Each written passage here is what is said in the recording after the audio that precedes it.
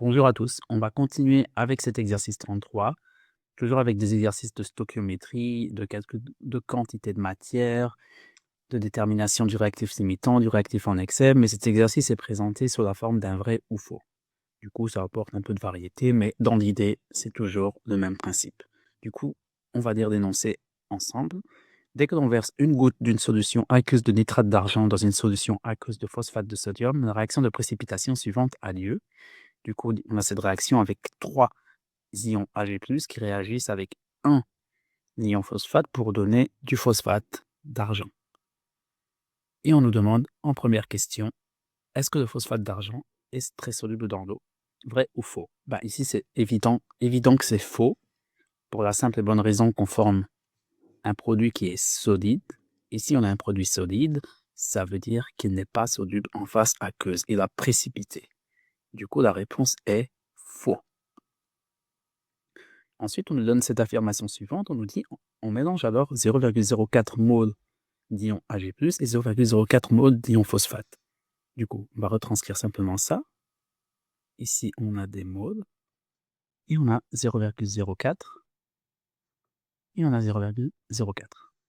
Et on nous demande si le mélange initial est stoichiométrique. Pas du tout.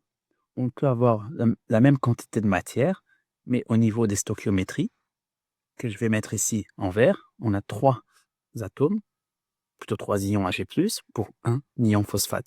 Du coup, ne faites attention à la confusion stoichiométrie et quantité de matière. Ici, la stoichiométrie n'est pas du tout la même.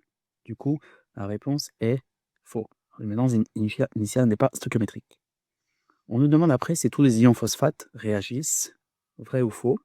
Et en fait, ici, on sous-entend par cette affirmation vraie ou fausse, c'est qu'on nous dit si tous les ions phosphate réagissent, en fait, peu importe que ce soit des ions phosphate ou des ions Ag+, celui qui sera consommé totalement, en fait, sera le réactif limitant.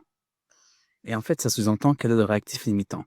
Si tous les ions phosphate réagissent, ça veut dire que c'est le réactif limitant. Si au contraire, ce n'est pas le phosphate qui réagit, qui est consommé totalement, ça voudra dire que c'est les ions Ag+, qui sont le réactif limitant. Du coup, pour répondre à cette question, on va partir de ceci. On a des ions Ag+.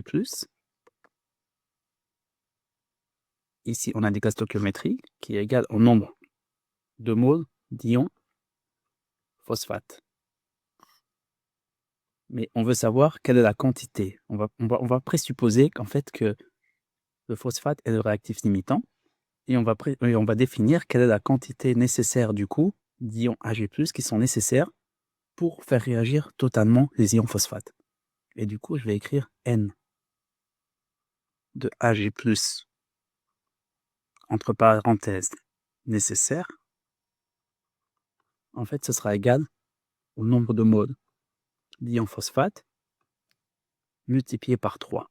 Je vais simplement renvoyer le chiffre stoichiométrique à droite, et ça revient à dire qu'on a 0,04 mol fois 3, et du coup, on aurait donc 0,12 mol. Du coup, ceci, traduit en langage français, ça veut tout simplement dire que la quantité nécessaire d'ions Ag+, pour que tous les ions phosphate réagissent, est de 0,12 mol. Or, si on regarde en énoncé, on n'a que 0,04 mol d'ions Ag+. C'est-à-dire que cette quantité-là, on ne l'a pas. On ne l'a pas pour que tous les ions phosphate réagissent. Et de facto, les ions phosphate ne pourront pas être consommés totalement dans la réaction. Du coup, ce sont les ions Ag+, au contraire, qui sont le réactif limitant. Du coup, ici, c'est faux.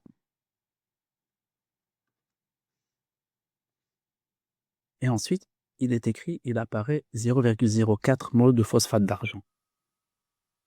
Et encore, là, il ne faut pas se tromper. Je vais mettre ici à droite, comme ça on a la réaction à côté. On a, du coup, les ions Ag+, sont le réactif limitant.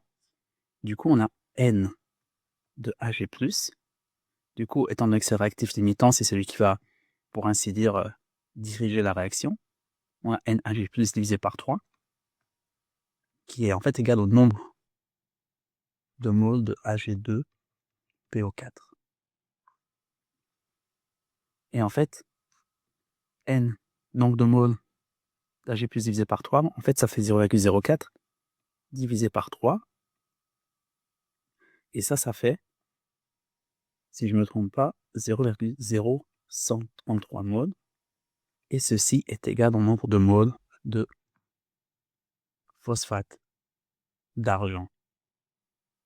Du coup, il ne faut pas simplement retranscrire les 0,04 du réactif limitant, il faut tenir compte de la stoichiométrie. Je sais que on peut vite s'en mêler un peu des pinceaux, mais il faut vraiment pratiquer, s'exercer pour que ça devienne vraiment du tac au tac, que ça vous semble limpide en fait. Et du coup, voilà. Du coup, ici, non, il apparaît 0,04 moles de phosphate d'argent, non. En réalité, il apparaît 0,0133. Du coup, ici, c'est encore faux. Et ensuite, on nous demande si tous les ions Ag+ réagissent. La réponse est oui, étant donné que c'est le réactif limitant. Et voilà, c'est la fin de cet exercice qui était relativement court, mais très instructif pour tout ce qui est quantité de matière, réactif limitant, réactif en excès, etc. Du coup, on se retrouve pour l'exercice 34 et à bientôt. Ciao.